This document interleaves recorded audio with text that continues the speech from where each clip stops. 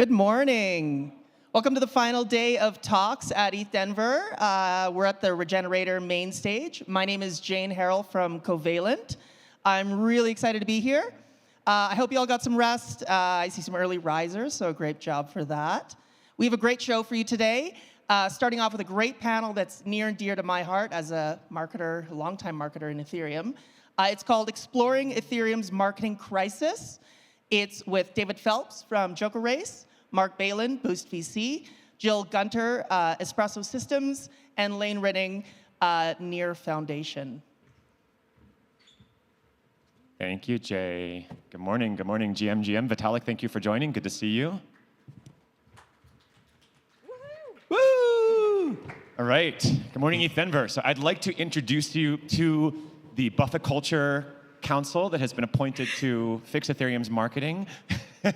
Great. There was the silver culture. We're the golden culture, actually. Represent. We're the second string. Let's just go ahead and kick off with some intros. Jill, do you want to kick it off? Yeah, my name is Jill. I work on a company called Espresso Systems. We're building infrastructure for scaling and composability on Ethereum. And I guess I'm up here because I have a lot of hot takes online. Sure, yeah. I'm Mark Beylin. I'm an investor at a fund called Boost VC. Have been a builder in the crypto space for like 8 years in the Ethereum ecosystem.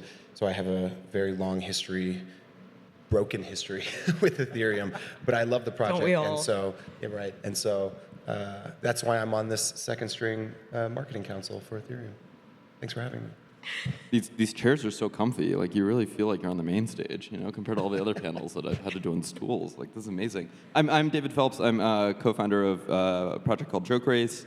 We are on-chain contests. So, for example, Jill right now is running a contest for Ethereum brand hack to create a new Ethereum logo. Voting just opened. Go so vote. You can actually go to Go jokerace.io and go vote on your favorite logo to be in Ethereum. Also, we got 69 entries, which just makes me proud. We couldn't have planned that. Couldn't ask for anything. You cut it off at 69, so no more entries. Exactly. Yeah. We were like, this is it. Every contest has to have 69 entries. That's the rule. I wish. Yeah, that's a new product. If someone comes along, they're going to crush us with that. Anyway, I guess I'm here also because I have spicy takes. That's probably why I'm also not on the silver culture as well. I think this goes for all of us. I'm Lane. I was at the Ethereum Foundation 2017 to 2019 in a research role and then also as a core developer for a while. I am now a researcher at the Near Foundation where I'm focused on governance. And ultimately, when you talk about the Ethereum Foundation, you're talking about the governance of the Ethereum project, right? So near and dear to all of our hearts, I think.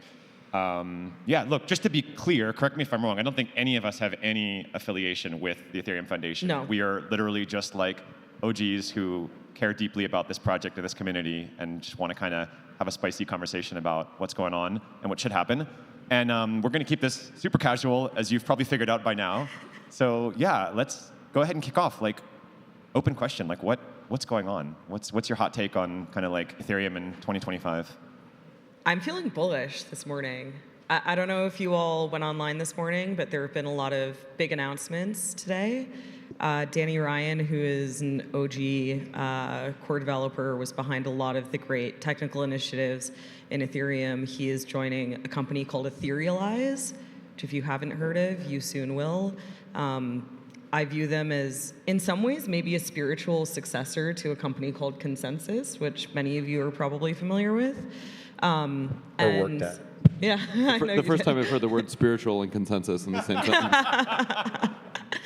But in all seriousness, I think that there has been a huge gap that's been left as Consensus has, I don't know, perhaps matured and also kind of like spun off into a lot of different companies like MetaMask and Infura and a lot of the things that you use all the time. I think that there's been a hole left in terms of stewarding Ethereum go-to-market and product. And yeah, I'm feeling really bullish that Etherealize is going to step into those shoes, new EF leadership. I think that, yeah, there's a lot of reasons to feel very hopeful today. So yeah, that's my like light coded. I don't know if someone wants to go like dark coded on it. Mark? No, I think that's like generally, I agree. I think things are feeling more positive today than they were yesterday and then the day before. And so like in that regard, that's a win. You know, I think, yeah, the markets don't always reflect that, and the vibe in the room doesn't always necessarily reflect that. But I think you're right that like Wait, are we not up 20% today? I'm joking. I haven't looked at the I haven't prices. even looked at prices, stopped- Yeah, actually. Pump I it. just closed it, but Pump it. I remember when we were up 20%. It was the fall of 1983. yeah, but it does feel like there's a lot of stuff, I guess, happening under the surface, which is great. And then, you know, in 6 or 8 months, maybe perhaps the vibe will return. And in the meantime, we can just hopefully make a lot of jokes and people can continue to be kind and criticize each other. And I don't know. Feels great, though. I'm actually, yeah, I'm also feeling weirdly bullish. I mean, look, the Ethereum marketing is just hilariously bad. It's like, you really, like almost to the point that it's like so bad that it's good because everyone talks about it all the time, you know? Any but publicity only- is good publicity, like that kind of. What's that? Any press is good press, like that kind of. Well, yeah, I mean, look, like, you know, people complain all the time about the EF having no marketing presence, not doing anything to really support apps, not being out there talking about what's being built in the ecosystem, not using the apps, right? And this is all 100% true. Like, this is all totally checks out. I can say that as an app builder. But, like, I do also think, like, if you're expecting Daddy to take care of you, like, and you're expecting your product market fit to come from, like, some guy who built the chain and is incentivized, you know, for you to take off purely because it is his product that you're using, like, that's not product market fit, right? Like, and that's, you know, it's nice, it's a magnifier, it, you know, helps you accelerate a little bit faster. But like this idea that we always have to be looking to the leader and to Daddy, I mean, I think we're all in this space because we kind of oppose that, right? And that's part of the reason Ethereum doesn't do this, right? Like part of the reason they don't do that is because like they don't want to speak for the community. They want the community to kind of step up and speak for themselves. And so I've kind of been in this mode, I think, since Jill did this brand hack of like, you know, personally feeling like, where's Daddy? Like, you know, why am I abandoned as like a child in this space that no one wants to support me? You're The not thing- a child. Yeah, to realizing like you're not a child, right? Like you are totally capable of going out and just doing shit yourself. And like that kind of gap, you know, it's similar to like Satoshi in some ways. It's like, you know, there is no leader there, and so everyone else had to step in. And I think it's like, you do kind of compare the Ethereum culture to like a Solana culture or something. It's like short term, the Solana culture will always win because like they are so heads on and like support. And I still kind of wish we had some of that in Ethereum, but I do think like there's a lot to be said for the ways that like community come together, do stuff like the brand hack, and that is just like, that speaks to kind of the grassroots like feeling of this culture even at a $300 billion valuation. And that's really special. Like that's really kind of amazing because you don't, no one's doing that for Apple, right? No one's doing that for Amazon. I think this is just the fact that we're at ETHDenver. This is a great example of this. The Ethereum Foundation is not here, is not a sponsor. This is very organic. We're and- 4 random people on this stage getting to talk about this. Yeah. Like we're, Wait, we're up here as you guys are not community being paid members. to be here? Like- Oh, But hang crap. on. But I want to jump in here actually because I do think that there's something to be said, and I think the Apple comparison is a great one, right? Where Apple offers all of the developers building on top of Apple this amazing distribution, right? Apple constantly is searching for builders on the edges of their sort of network, highlighting them every year at WWDC. They bring people in, so they're like very active in terms of playing that like hand-to-hand combat role on the ground, but also in terms of like creating systems that bring to the center the best and like sort of brightest apps. The App Store ranking charts being sort of like the obvious primary example there. And so I do think though, like, you're right, you know, David, I agree with you in that like, we can't just sort of like wait for Daddy to promote our product, right? But the challenging part is that like, if you're a product builder in crypto, actually like getting more top of funnel is not an easy thing. It's really besides hard. like sponsoring events, you know, whatever, like some tweets or, you know, maybe some content posts you can grade. But at the end of the day, it's like actually just very challenging to find new users and users for them to find apps. Like it's still a very persistent problem. It's and really so hard. I don't know if like this is the role of the EF to create these kinds of charts or whatever. And obviously there's great sort of private companies that do some versions of this, especially like in DeFi and whatever. But at the end of the day, I think there's some gap there around the way that the EF and like Ethereum in general, the way that we like highlight projects that are worth people's time. And like, what is a 100%. good use of your attention right now? What's being used on chain? I think we're still like in the early stages of figuring out how to do that. No, 100%. I mean, we talk all the time about Ethereum's biggest crisis being liquidity fragmentation. Like, liquidity fragmentation is an issue for people who are already in Ethereum, right? If you're not already on chain and you're starting to use a new app, you don't have a problem with liquidity fragmentation. You just upload your funds, right, exactly to whatever app you're working on, and you're good to go. Like, the real problem is attentional fragmentation, I think. And it's like, And that's just true, not just in crypto. Like that is our entire world. Is we are just like overstimulated with like options for dopamine at any moment, right? And like we can get it so easily that it means like it's very hard to know where to look. And so yeah, this is. I mean, look, self-promotion. This is one of my hopes of this contest is like you can actually create leaderboards to show where people are in a decentralized way. But like regardless of that, blockchains are app stores in a way. Like a blockchain literally is an app store where it's like you're going here to like launch an app. And like you think what blockchains do much better than app stores is just fees and tech, right? It's like you're not paying a 30% fee, you're now paying like a 0.001% fee. And it's faster, right? And it's permissionless, and that's great. But what very few blockchains are doing is the other side of the app store, which is distribution. And I think like part of the reason we're here is like Solana really killed it as like understanding that their chain was an app store and that they had to do distribution in some ways, right? And that's nice. I almost wish that there was like a Michelin star list of Ethereum where someone was going around just like giving stars to dApps that were like based on security, based on UX, whatever, and that there was like a running list of like here are the restaurants you should be eating at. So we have like L2 Beat, I think it's called, right? For L2 is very similar to what you're describing. Exactly. Yeah. And there's like DeFi Llama is also very useful, but it's not quite the same in that like those are more sort of like metrics based. I'm talking about like actually a group of people that sits down and curates a list of like here's the thing that you should be doing. I want to zoom out for a second because there's the question, right, of like why don't we have that? And like why don't we have an equivalent to Mountain DAO? And why don't we have an equivalent to, what's Solana is all over my timeline with paid ads. Like, I follow all of these Solana people, whatever, but, like, that's not why they're on my timeline. It's paid ads. And I think that that is really salient here because it all comes down to the money. Like, we're all in crypto. We're all, like, game theorists. Like, why does it take us so long to figure out that it's all about incentives? And I think that this is the problem in Ethereum, and particularly when it comes to the go-to-market and marketing challenges that we've felt over the last 5 years. It's like, I'm up here, I work for a company called Espresso. Like, my incentive is to shill espresso to you. I need Ethereum to be like some level of successful in order for my project to be. Like, David's up here, we've heard about Joke Race like 3 times, go vote, everyone.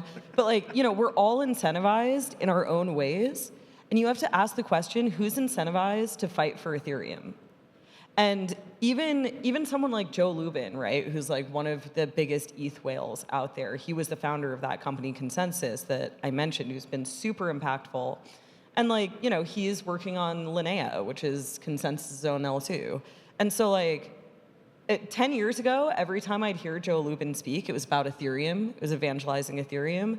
Now it's like 50% about Ethereum and 50% about Linnea. That's total, I have so much respect for him, but that's just the reality, right? And so you have to follow the money and the incentives. And it's like, I think that the biggest frustration that people have had with the EF is they're sitting on a treasury and they're doing important work with that treasury, but it's not going towards ideas like Mark was just describing. And so someone has to fund that. The other idea that someone mentioned to me here at ETHDenver actually was like, looking at all of the side events, looking at all the sponsorships and how much money would be spent on, like catering platters that don't get eaten and all these drinks and whatever, right? And so, the question was like, well, what if these companies just like bought ETH and like everyone would just be happier and like it would just be all this constant byproduct because it's a lot of money. And so it was like, okay, well, you would still need a way to sort of like publicly post that you're like sort of buying ETH in this advertising way. Because at the end of the day, right, these conferences, they're this sort of plutocratic way to distinguish yourself, right? Sponsors just shill out more and more money to separate themselves from kind of other companies, right? So it's like, what if they could separate themselves by just buying ETH? Or like, what are these other methods that we could, Who's the Michael Saylor of Ethereum? There's 2 actually. That's legitimately. There's 2. There's Tex and there's Clouded. Follow both of them. Thank me later, as they say. Jill, I really like what you were saying about, just paraphrasing here, it's kind of like a tragedy of the commons situation, right? Yeah. Like all of us that are building on Ethereum, relying upon Ethereum, in some way, shape, or form, it's like incumbent upon all of us to make sure Ethereum is healthy and succeeding, and yet it's not my job or his job or his job or your job, right? So whose job is it? And I think, again, like we end up in this tragedy of the commons situation where we don't have a central government. I mean, the closest thing we have is the Ethereum Foundation. So like, isn't it the role of the foundation to be the actor that solves these coordination problems, like what you just described a second ago. That's the definition of a coordination problem. Like we'd all do better, if we did exactly what you just said, but there's no one who has the authority to I force think us to on do the that. technical side, they do a great job of that. I don't know if you guys have been following what's going on with like the EF and the open intents framework, and they brought together all of these like viciously competitive projects to actually collaborate. It's just missing on the go-to-market side. Can I ask a question? Do you guys think that the EF should be decentralized? What does that mean? It feels like our problem is a lack of centralization. Like we have no shortage of decentralization. I don't know why that. So what I mean is like EF is not elected, right? Like no one no one who holds ETH gets to choose who runs it. No one gets to help like have input on the roadmap. They get to do whatever they want, and they're not beholden to anyone. Is there a way in which like this is a governing council of a kind of digital nation state?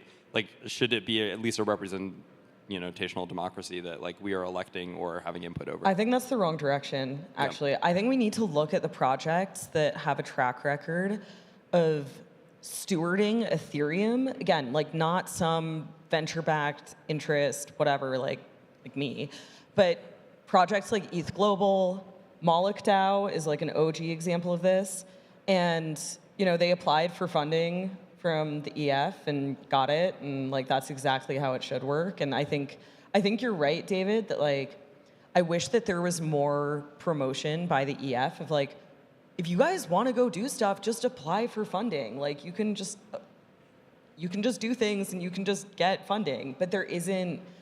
I think something that came out to me during this brand hack competition is there's just this hunger from people to contribute. Like hundreds of designers have ended up reaching out to me and David over this who just want to do something for Ethereum, but they're like, I don't know like how, I don't know where to begin, like I can't work for free, and we just need more of these platforms. Again, I think ETH Global and Moloch are great examples of this, that get the funding, do the work to get the funding from the EF and create the platform.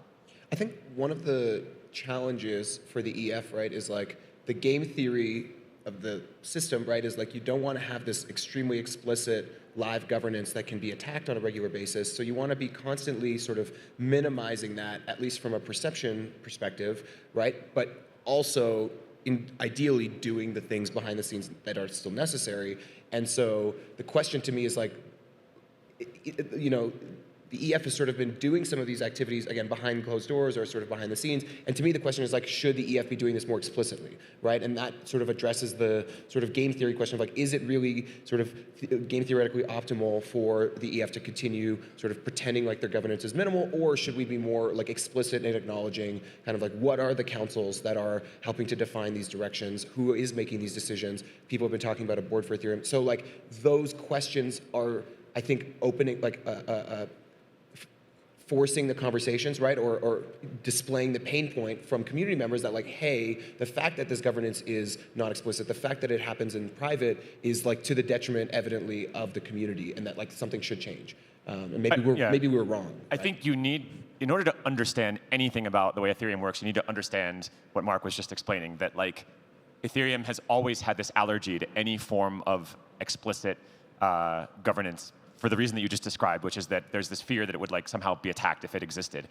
I guess the question I want to ask is, and this also is in contrast to many, I won't even name any specific examples, because like pretty much every other project I'm aware of is governed differently, right? It's also worth noting that like, yeah, from a liability perspective, right, like historically there have been like very good reasons why it doesn't make sense to do something like this.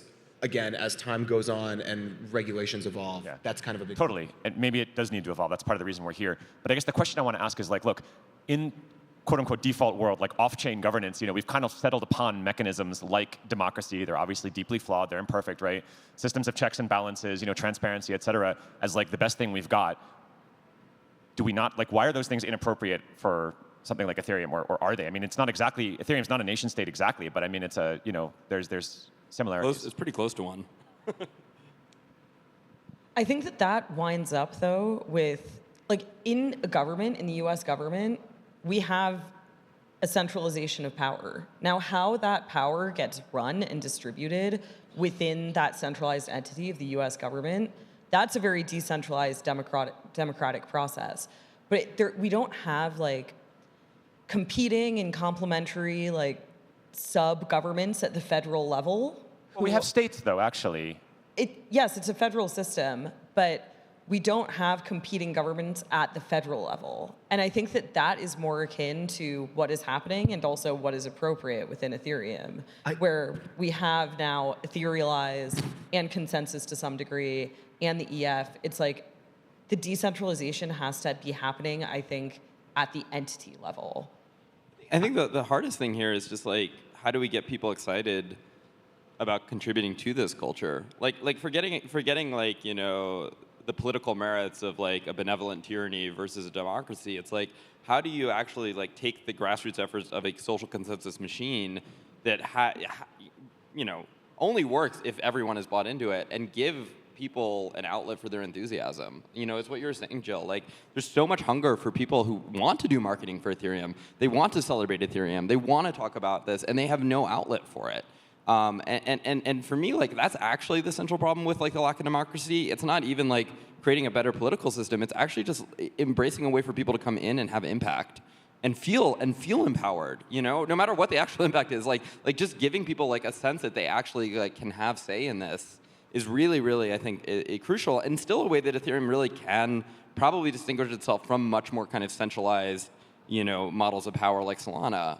And that for me is the missing thing. Is just like, no one wants to come into this. You know, it's like people, it's a $300 billion valuation. The OGs are all worth billions. Like, you're a young 19-year-old dev. You're looking at this thing and it looks old. You know, it doesn't look like there's huge upside here, and it doesn't look like there's a culture where you can come and get involved and like people are going to support you.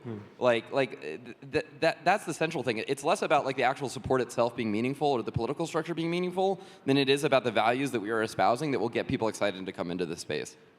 I want to also add that I actually think that there is a form of democracy that kind of already exists via ETH price, right? Which is like people vote with their dollars, their eyeballs, their feet. And I think the reality, right, is that we have seen this sort of like, I don't say exodus, right? But there's certainly been price action has been negative against Bitcoin, right? So we have this mechanism, I agree, and like the community is voting, but there's no, is there an accountability mechanism? Because like I don't know that the foundation or the community is responding to that price and so that's signal. the key, right? It like requires the foundation to actually listen to that signal. And again, it's like not clear that it necessarily does, and it's also not clear that it does in a way that's like earnest, right? Versus this like, oh, people are angry because price is down, versus like price is down because people are angry, and like the two are very intertwined. I think like more and more people are starting to realize that that is the case, and this is like the only voting mechanism or the only mechanism we have to express our voices. Let me ask you guys this. It is a very this. real thing. What would you do, like, if you could do one thing differently? If you had like $100 million budget, you were Aya for the last 2 years, you were the executive director of the EF, $100 million budget over the course of 1 year to go work on Ethereum marketing, what would you do? You literally stole my question. Thank you. That's a great question. Sorry. I would do a year-long championship round. Like, you know, it would be like, you know, we have a year-long basically hack, you know, to create the next great Ethereum app. And it's like you're running regular competitions between people, regular demo days, everyone's tuning in. Like, again, I'm shilling in some ways, right? But like, I do think like we are in a culture where attention is fragmented. Attention is the hard thing. And if you can turn this stuff into sports in a way that everyone is gaining because they're getting the center stage, like that's really meaningful for builders. And that's really meaningful, again, in what it signals about the culture, that there is a culture that actually is really supportive of apps here. And it doesn't mean that the EF has to crown those apps themselves. That can still be turned over to community to decide. But I think they need to put in the structures where there can at least be these kinds of curation mechanisms to have the Michelin star, right? Like, you know, App Store, and to be able to have these championship rounds, and to be able to have Shark Tank, and like gamify the thing, you know, like make this fun. The biggest issue I think with Ethereum right now is it's just like the culture feels like it's a bunch of boomers like me, and it's like it needs to be fun. I think that's the number one thing. I think I'm going to go in a different direction. Yeah. My answer is going to be very product oriented. But I think that I have a belief personally that the EF should be hosting more of the digital spaces where Ethereum's social layer lives. That the fact that these conversations happen in like private spaces and in private contexts is like not great. And again, like these sort of information curation websites as well. I think it would be great if yeah, the EF had more, like actually built and hosted more of those websites that were like an app store meets a sort of like the agora, a digital agora for Ethereum, where you could like talk about what people were building. And I know this sort of exists fragmented in different forums spaces already, and those are like great for technical discussions. But yeah, thinking more about like the app layer, the social layer, and how the EF perhaps can provide like a very impartial surface on which Ethereum apps can display themselves, because no one's going to be impartial in providing like a stage. Every stage otherwise is going to be opinionated, but it's nice to have this like very like impartial, ideally data-driven product offering for Ethereans. And then also, hopefully, that becomes a sort of a pipeline for people who discover Ethereum to go down that rabbit hole and find what they're looking for.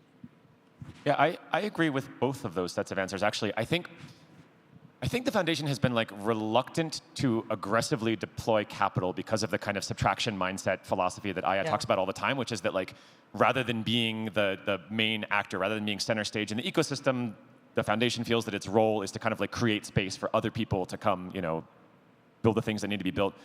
I think it's possible to deploy capital more aggressively along the lines of what Mark was just saying, to deploy critically missing pieces of infrastructure that can be deployed in an incredibly neutral fashion. I think the App Store is a really great idea. I think platforms for more open dialogue about Ethereum's future, about how to deploy the capital itself.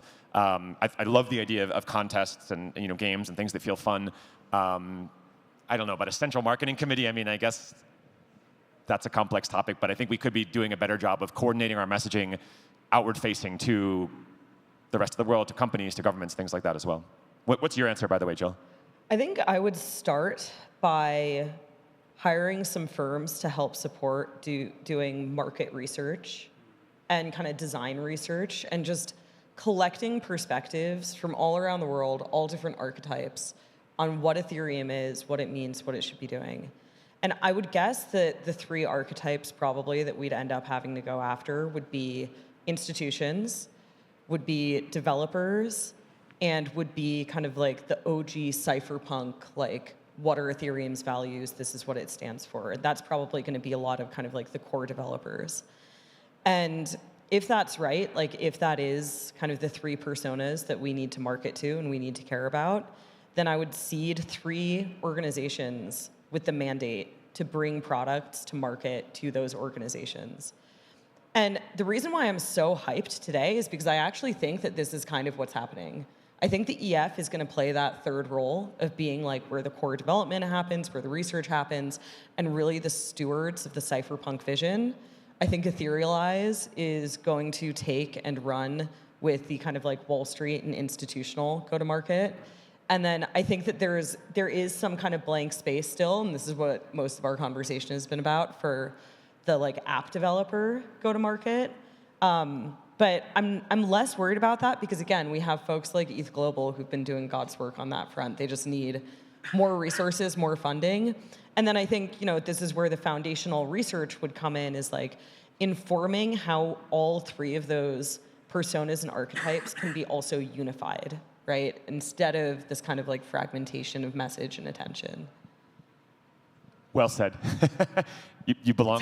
You belong on the council. I thank can't put you. there. Well, this is the council, right? This is the council. Buffy corn. We're the second string. Okay, we're almost out of time, but Mark, David, final thoughts. Any concrete things that those of us here should do, or that people watching the live stream in the audience should do? Like, what's the one thing you would encourage people to do to make Ethereum great again?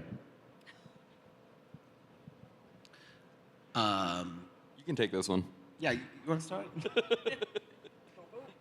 No, okay. I think talking to your friends and family about Ethereum is the first thing that came to my mind when you asked this question. Go door to door. Don't say that. Yeah. I don't want to say go Go door knock to on your door. neighbors' doors and ask them if they believe in our Lord and Savior. Have you heard the Vitalik good word? Buterin. No, but it's interesting because I think for a long time, people in Ethereum have gotten, and especially people who have entered the cycle, or entered crypto sort of last cycle, have gotten really burnt out of having those conversations, right? And I think the reality is there's just still a lot of education that has to happen in the world.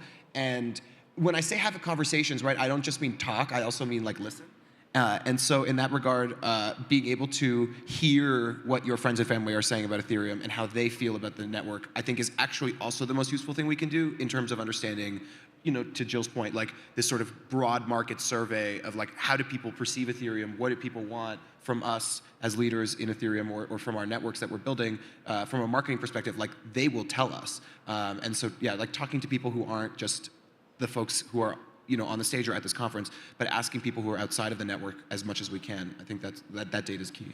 We all need normie friends and family members to keep us honest. Yeah, and don't call them normies. I think It's a good place to start. Any closing thought? Yeah. I think right now Ethereum is kind of suffering from the worst of centralization and decentralization at the same time. It's like we have the worst of centralization in terms of like no real accountability for like a political structure that we're all kind of looking to save us, and it's not happening. And then on the other hand, we have the worst of decentralization, in which it's like this thing is undefined. It is left open to all of us to define what Ethereum is, what its North Star is, but like no one knows. It's just mysterious. And so I kind of think the best analogy for Ethereum is like the Christian church. Like I think this is like Christianity. It's like there's a fundamental kind of substrate religion, but then people form their different denominations, and we call those L2s. And I think it's like honestly the best thing you can do is join your local church and like find the denomination that is right for you. What is a weakness about Ethereum is also a strength. Like the fact that it is this kind of flexible substrate that can be adopted into different denominations creates fragmentation, but it also creates a lot of opportunity to encompass different cultures as well. The church lasted a few thousand years. Hopefully Ethereum will as well. I guess my final thought is like, we are Ethereum, right? So it's on us. So and as you guys are saying, we have our work cut out for us. So let's keep the religion going. Thank you guys very much. That's all the time we have. Thanks.